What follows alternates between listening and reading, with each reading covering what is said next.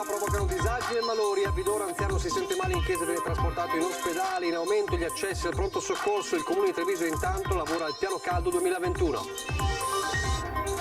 Si tuffa per cercare refrigerio trentenne, rischia di annegare la baita al lago di Castelfranco, salvato in extremis dal bagnino, è grave in ospedale. Nel frattempo la protezione civile regionale conferma lo stato di attenzione nelle prossime ore per forti rovesci e temporali nell'area pedemontana e in alta pianura. Vaccini, somministrazioni in azienda sospese vista l'accelerazione della campagna vaccinale veneta, la conferma del presidente di Assindustria Veneto Centro che dice imprese pronte ma per ora la soluzione è superflua. Grave incidente a Pianezza, 64enne ciclista esce di strada scendendo sui tornanti, si schianta contro una parete di roccia, ricovero d'urgenza con l'elisoccorso. Dopo il recupero di alcuni esemplari e l'abbattimento di altri sospesi alla ricerca dell'ultimo toro della mandria in fuga a Roncade, si ritiene che possa essere morto, ripresa la normale circolazione ferroviaria. Penne nere a Treviso, inaugurati questa mattina i lavori di ampliamento della sede di Alpini a Santa Bona, spazio anche a un piccolo museo. La storica vittoria del Benetton Rugby che ha conquistato la Rainbow Cup contro i favoritissimi avversari sudafricani. Il presidente Zatta dice un sogno, abbiamo guadagnato il rispetto che meritiamo, l'anno prossimo faremo ancora meglio. Telespettatori di Antena 3, buonasera, ben ritrovati. Il telegiornale di Treviso, dunque in primo piano il grande caldo, le sue conseguenze, un malore ad esempio per un anziano a Vidor, il rischio di annegamento per un trentenne a Castelfranco. Intanto il comune di Treviso appronta il piano Salva Anziani. Il malore di un anziano in chiesa a Vidor questa mattina e poi un trentenne che a Castelfranco, mentre cercava refrigerio, ha rischiato di annegare nel pomeriggio. E numerosi accessi al pronto soccorso da parte di persone che si sono sentite male. Le temperature oltre i 30 gradi, con una percentuale di umidità elevata che le fa percepire ben più alte, hanno creato disagi e malesseri nella Marca in questa vigilia di inizio estate e la settimana si preannuncia altrettanto bollente. Erano le 9:30 quando un pensionato di 93 anni si è sentito male mentre assisteva alla messa a Vidor. Immediati soccorsi con l'anziano trasportato in ospedale in condizioni di media gravità. Nel pomeriggio solo la determinazione del bagnino ha evitato che il tuffo nelle acque della baita al lago a Castelfranco finisse in tragedia per un trentenne. Il giovane non è più riemerso, il bagnino lo ha recuperato al terzo tentativo eseguendo le manovre rianimatorie in attesa dell'elisoccorso che lo ha portato d'urgenza al Cafoncello di Treviso. Per far fronte alle temperature crescenti e con molti anziani che anche quest'anno rimarranno per prudenza in città, il comune capoluogo sta lavorando per approntare il piano caldo 2021. Rispettando le normative Covid ci riferiremo a un centro ricreativo anziani molto ampio, quello del centro storico, che terremo aperto in orari molto più ampi e ovviamente accessibile non solo ai soci ma a tutti gli over 65 che risiedono in città e che hanno piacere di trascorrere le ore della giornata, magari le più calde, proprio in compagnia e al fresco. Gli altri centri ricreativi anziani sono ancora chiusi. Quello di via Castello d'Amore sarà organizzato per accogliere anche chi non è un suo socio. Il centro ricreativo ha dei locali molto ampi, quindi siamo molto sereni nella gestione ovviamente di tutte le normative del DPCM e al tempo stesso ha anche un'area scoperta, per cui c'è la possibilità anche di stare all'aperto con un servizio bar attivo, quindi è davvero confortevole e ripercorreremo quella strada da metà luglio fino a fine agosto, quindi contiamo di coprire tutta l'estate come abbiamo già fatto egregiamente nel 2020. Il caldo e l'afa certo. Però il centro funzionale decentrato alla protezione civile del Veneto conferma quanto già diceva ieri, cioè l'indicazione per il pomeriggio sera di oggi, quindi in queste ore e le prime ore di domani, quindi in tutta la nottata, i fenomeni di instabilità con possibili rovesci e temporali anche intensi nelle zone montane e pedemontane. Non si escludono fenomeni intensi localmente anche in alta pianura. Alla luce di questi fenomeni si conferma lo stato di attenzione per criticità idrogeologica riferita allo scenario per temporali forti per i disagi che potrebbero verificarsi nel sistema di drenaggio urbano e lungo la rete idrografica minore. Una allerta, uno stato di attenzione valida fino alle 8 di domani mattina. Dunque confermata dalla Protezione Civile regionale questa instabilità che potrebbe portare nelle prossime ore a questi forti rovesci e temporali nella zona pedemontana e in alta pianura. Torniamo a parlare adesso del sequestro a Spresiano della villa del patrimonio di un 55enne rom nei confronti del quale è stata applicata la normativa antimafia. Il sindaco della Pietra spiega che la situazione era sconosciuta al comune. Ben vengano, dice, gli approfondimenti della Guardia di Finanza a tutela dei cittadini onesti. Era una situazione sconosciuta al comune, quella del 55enne rom a cui la Guardia di Finanza ha sequestrato la villa da 300 metri quadrati in località Fornaci e un patrimonio di 550.000 euro, ritenendolo un soggetto socialmente pericoloso. Una notizia, l'applicazione del codice antimafia nei confronti di questo soggetto che ha fatto velocemente il giro di Spresiano, destando necessariamente della preoccupazione. Quando succedono questo tipo di eventi, sicuramente si pensa a quello che c'è e che non si conosce, quindi diciamo che siamo rimasti tutti colpiti dalla cosa. Le fiamme gialle, su disposizione della Procura del Tribunale di Venezia, hanno applicato la norma che aggredisce i patrimoni derivanti da attività illecita, come risultano essere l'immobile e la liquidità, non avendo il 55enne né reddito né un lavoro. Piuttosto che andare leggeri, secondo me è meglio andare pesanti. Si sta presto dal pesante ad alleggerire piuttosto che dal leggero ad appesantire. Laddove sorge la villa c'è un piccolo accampamento ma nulla che avesse destato preoccupazione più di tante altre situazioni sparse nel territorio provinciale. Ben vengano quindi gli approfondimenti della finanza, dice il sindaco della Pietra, al di là dell'etnia del soggetto destinatario del provvedimento. Rom, africano, italiano o spresianese non cambia nulla. Se c'è un'attività illecita è giusto che venga perseguita. Io credo che questo tipo di azione da parte della Guardia di Finanza sia una forma di tutela nei confronti del cittadino che invece è rispettoso delle leggi e vive nella legalità e neanche il centesimo dimentica. Per cui sì, non credo che sia un discorso di avere la situazione sott'occhio o quanto di scavare nelle situazioni, cosa che la Guardia di Finanza ha fatto. Ancora la cronaca, si mette sulla strada con l'auto dopo aver assistito alla messa e sbaglia manovra scontrandosi con un'altra vettura. Una 87enne ricoverata in ospedale in condizioni fortunatamente non gravi. L'incidente è avvenuto stamane lungo via Menarè a San Giacomo di Veglia.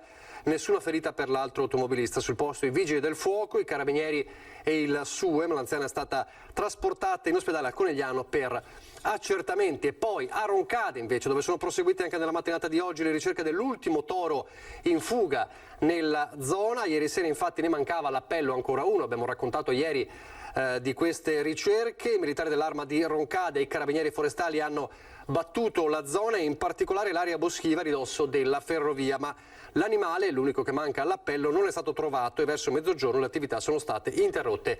Il servizio veterinario presume che il toro possa essere morto, motivo per il quale già a metà giornata è ripresa la normale circolazione dei treni. Torneremo alla cronaca fra poco, adesso però le imprese che vedono la luce dopo la crisi pandemica. Assindustria Veneto Centro prepara anche l'agenda di richieste in vista del G20 dell'economia a Venezia, mentre le vaccinazioni in azienda per ora restano sospese vista l'accelerazione della campagna vaccinale veneta. È giusto secondo me dare evidenza che questo percorso è andato nella giusta direzione e quindi la disponibilità delle nostre aziende che rimane, però a quel punto risultava superflua visto come stanno procedendo le cose sugli hub vaccinali. Vaccinazioni in azienda congelate. Il numero 1 di Assindustria Veneto Centro ribadisce la convinzione che, seppur pronte, le realtà del Trevigiano e del Padovano non vogliono sovrapporsi alla accelerazione della campagna impressa dal commissario Figliuolo e dal governo Draghi rispetto all'esecutivo Conte, senza dimenticare l'organizzazione capillare della sanità veneta, prima in Italia per somministrazioni. E così le aziende del territorio si concentrano sulla ripresa, già in atto come confermano i numeri, ma serve manodopera qualificata, problema annoso e da risolvere urgentemente. Come il nodo licenziamenti dopo lo sblocco di luglio. Il messaggio ai sindacati. Io dico mettiamoci intorno a un tavolo e discutiamone, ma non vorrei che si fermasse solo a un tema economico. Io penso che il nostro sia un messaggio anche di cambiare le politiche attive del lavoro che vanno però in contrasto di quelle che sono delle politiche in questo momento messe quantomeno in passato dal governo invece di sostegno ai lavoratori e ai cittadini, vedisi il reddito di cittadinanza, che chiaramente contrastano con il fatto che noi possiamo offrire invece proposte di lavoro e in maniera anche urgente. Intanto la luce in fondo al tunnel si osserva anche preparando richieste precise dal territorio da portare all'Europa. L'occasione sarà il G20 dell'economia a Venezia fra meno di un mese e una delle priorità da sottoporre ai big riguarda il tema sostenibilità ambientale, nel quale Italia e Veneto sono già all'avanguardia e temono troppi ostacoli futuri. Sì, io penso insomma che in termini di decarbonizzazioni, di certificazione ISO 14001, di circolarità dell'economia, noi siamo tra i primi 3 paesi all'interno del G20. Io penso che già stiamo facendo molto e stiamo attenti a non richiedere obiettivi troppo ambiziosi per un sistema che in realtà già è molto avanti sul tema della sostenibilità e dell'ambiente.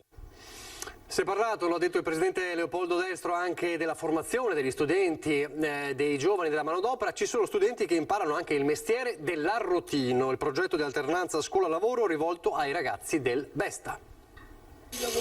Mantiene sempre la stessa inclinazione, perché così darai alla lama lo stesso dritto. Lui è Dino, uno degli arrotini della Val di Resia, terra in cui questo era il lavoro prevalente, mestiere tramandato da generazioni che oggi sbarca a Silea con l'obiettivo di compiere quel salto generazionale e aprire una nuova prospettiva ai giovani. Sono figlio di un arrotino, questo mio padre, il papà di lui. Abbiamo pensato, siccome è stato fonte di reddito per tutta la vallata, questo lavoro, abbiamo pensato di non, siccome si sta perdendo adesso il lavoro, abbiamo pensato di non lasciarlo morire. Loro sono i ragazzi dell'Istituto Besta di Treviso, alle prese con l'antica strumentazione. Qui stiamo accompagnando appunto una classe di ragazzi, alunni del quarto sociale dell'Istituto Besta di Treviso, che è l'istituto che accompagniamo da anni nel progetto di PCTO, che si inserisce all'interno del progetto Generazioni Connesse, piano regionale giovani, e appunto accompagna i ragazzi nell'incontro e nel confronto con un'altra generazione. Confronto generazionale che rientra in un progetto di alternanza scuola-lavoro cui hanno aderito diversi comuni del Trevigiano, tra cui Silea. Il comune di Silea ha messo a disposizione semplicemente il luogo, è un luogo particolare tra l'altro dove l'intergenerazionalità si sente, è un centro anziani questo, però molto aperto ai ragazzi e al territorio. Torniamo alla cronaca, un ciclista di 64 anni è rimasto gravemente ferito nel primo pomeriggio scendendo dai tornanti di Pianezze nella zona a nord di Valdobbiadene. Compiendo una curva ha perso il controllo della bicicletta schiantandosi contro una parete di roccia. La situazione è apparsa immediatamente critica e immediata è stata la chiamata ai soccorsi. Sul posto è atterrato l'elicottero del SUEM di Treviso che ha poi trasportato il ferito all'ospedale Cafoncello, dove per lui la prognosi è tuttora riservata. Ovviamente l'estate spinge tanti ciclisti a tornare in strada, ma anche tante persone in moto, anche nelle zone di montagna. E allora nella Val di Zoldo scatta il piano estivo di controlli contro l'alta velocità, molto pericolosa. Ritorno in zona bianca, possibilità di muoversi e bella stagione, mix di elementi che fa tornare alla ribalta il problema del binomio moto e velocità. Motociclisti che sfrecciano nella Val di Zoldo e relative segnalazioni al seguito. Noi ci siamo attivati grazie anche a un incontro organizzato dalla Questura, dalla Polizia, per poter organizzare nei mesi estivi maggiori pattugliamenti, anche per dare una sensazione di maggior controllo e anche per stimolare ad usare velocità più moderate. E quindi a breve, nelle prossime settimane, partiranno i pattugliamenti da parte della Polizia, dei Carabinieri e dei Vigili della Polizia locale. Un problema che si pone in duplice veste. Da un lato, nel tratto tra Longarone e Val di Zoldo, la velocità dei motociclisti rischia di far diventare la strada un pericoloso circuito motociclistico. Dall'altro, il tema del rumore nei centri abitati, come a Forno, in cui i motori roboanti, oltre a dare disturbo, danno la sensazione dell'alta velocità. Da qui la richiesta di installare nuovi dispositivi di controllo, oltre ai telelaser e ad autovelox fisso già attivi. Abbiamo chiesto in diverse battute e occasioni la possibilità di installare altri sistemi di rilevazione della velocità fissi, con i famosi pali che tanto non piacciono ai cittadini, ma purtroppo la Prefettura ha dato il diniego in quanto per questioni normative che ora è difficile spiegare non è possibile collocarli in tutti i luoghi. A Venezia adesso, perché è stata un'altra giornata di festa, di fede, di gioia, con il ritorno della reliquia dell'avambraccio del Santo, di Sant'Antonio a Venezia, dopo una settimana di ostensione alla Basilica del Santo, una lunga diretta del gruppo Media Nord-Est con Rete Veneta. Nella nostra edizione straordinaria stamattina abbiamo assistito, ci siamo collegati per raccontare alcuni passaggi della tappa del ritorno lungo la riviera del Brenta. Ci racconta tutto, ci riassume questa giornata il nostro Lucio Zanato a Venezia. Lucio. Sì, buonasera Nicola, buonasera ai telespettatori del telegiornale di Antena 3. Alle mie spalle la Basilica della Salute, dove è rientrata l'urna di Sant'Antonio da Padova, è rientrata nel pomeriggio circa un'ora fa. All'interno il Patriarca Francesco Moraglia sta terminando la celebrazione della Santa Messa. Dopo 369 anni questa parte del corpo di Sant'Antonio era rientrata nella Basilica di Padova domenica scorsa, c'è rimasta una settimana e oggi ha fatto il viaggio a ritroso. Il ritorno è stato, se all'andata è stato con via terra, chiamiamola così, con il passaggio in diversi ospedali del veneziano e non solo. Il ritorno invece è stato via acqua, toccando praticamente le principali località lungo la riviera del Brenta. Praticamente dopo la messa delle 11 c'è stato l'imbarco, come si potrebbe dire, al portello a Padova, poi lungo il fiume Brenta praticamente ci sono state tutta una serie di soste, praticamente a Oriago, poi Malcontenta, prima ancora a Stra, ad Olo e a Mira, ed è stato un vero abbraccio di folla. Nel pomeriggio abbiamo raccontato appunto nella consorella Rete Veneta del gruppo Media Nord-Est questo abbraccio di folla che assiepava le rive del Brenta, un'emozione davvero unica per una reliquia che non è un'estensione, come qualcuno potrebbe pensare, quasi superstiziosa, ma è la testimonianza di una vita vissuta intensamente e soprattutto sulle orme di Cristo, che è la vita di Sant'Antonio.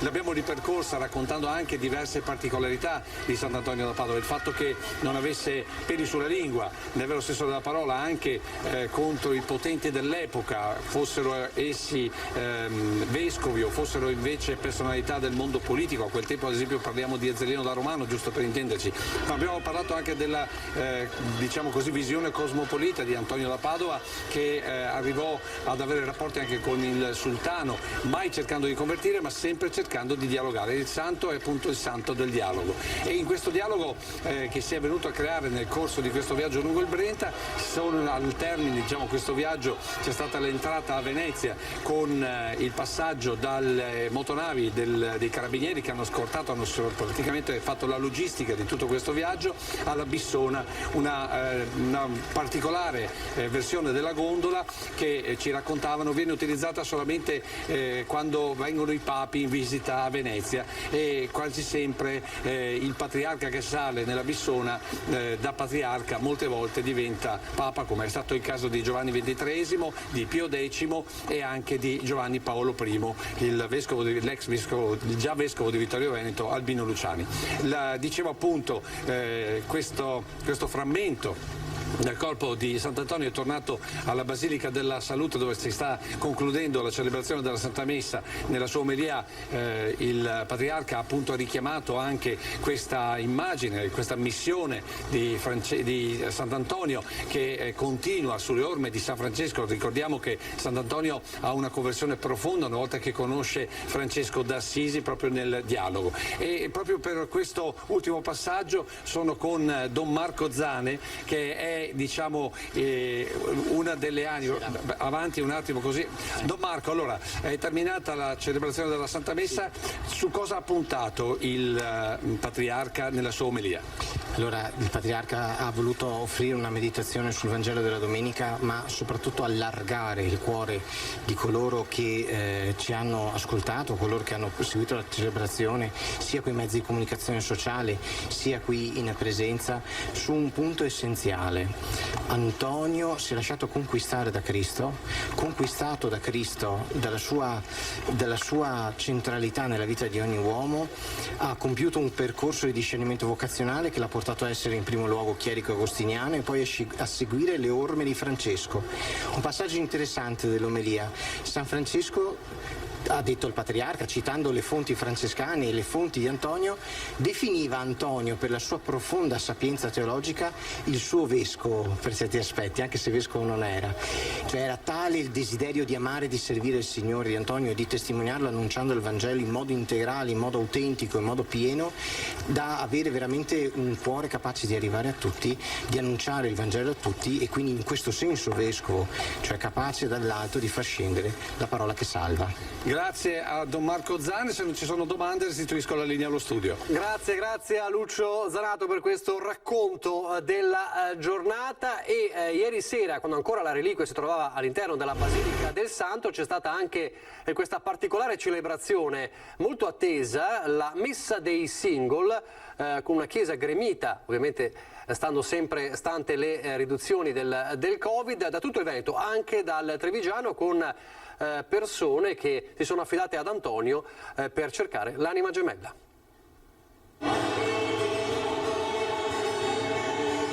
Un'ultima speranza, vediamo come va. Hanno detto che Sant'Antonio fa il miracolo, speriamo di sì, insomma. Desidero una persona per la mia vita. E quindi decide di affidarsi a Sant'Antonio? Assolutamente sì. In realtà io non ci sto più pensando. Mia mamma mi ha detto: guarda, c'è questa messa, visto che sei a Padova, io sono toscana. C'è chi è venuto per curiosità, chi invece con il preciso obiettivo di iniziare un percorso che possa portare alla svolta della propria vita. È la Messa dei Single. Per la quarta volta la particolare cerimonia viene celebrata alla Basilica del Santo. Certo, non si va pensando di trovare concretamente l'anima gemella durante la messa, ma nella speranza che preghiera e fede aiutino a incontrare la persona giusta. Separati o delusi da storie passate, o chi è ancora in cerca del vero grande amore. Un'iniziativa che cerca di venire incontro, direi così, nella nostra esperienza a tante situazioni di persone sole, di persone che, così direbbe il nostro poeta in questo centenario, nel mezzo del cammino di nostra vita, magari così tra i 30, i 40 e i 50 anni, si ritrovano per varie situazioni soli, con il desiderio, direi, di capire anche qualcosa della propria vita, di trovare, ecco, questo è anche il senso di chi viene qui in Basilica, di trovare un orizzonte anche di senso, ma che può essere anche certamente un incontro, una relazione. Dai 30 ai 40 anni, la fascia più importante di fedeli a riempire i banchi della Basilica, c'è anche bisogno di recuperare socialità dopo un anno e mezzo di pandemia che ha prima cancellato e poi raffreddato le relazioni. Essendo una messa per i single, magari chi lo sa, però diciamo che non vengo solo per il fatto che essendo single, ma vengo perché comunque è sempre una messa, sempre una bella cosa. Non è che uno si aspetta di trovare qualcuno, è proprio il piacere di sentire delle parole buone, di serenità, così, che riempiono il cuore. Decisamente più complicato conoscere gente, più profonde le ferite della solitudine, quindi insomma si cerca un conforto dove lo offrono. Non si fidano dei social e delle tecnologie che promettono amore o anima gemella con troppa facilità.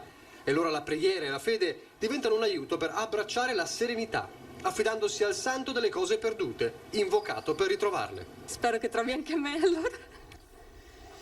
Pochi istanti di pubblicità e torniamo subito.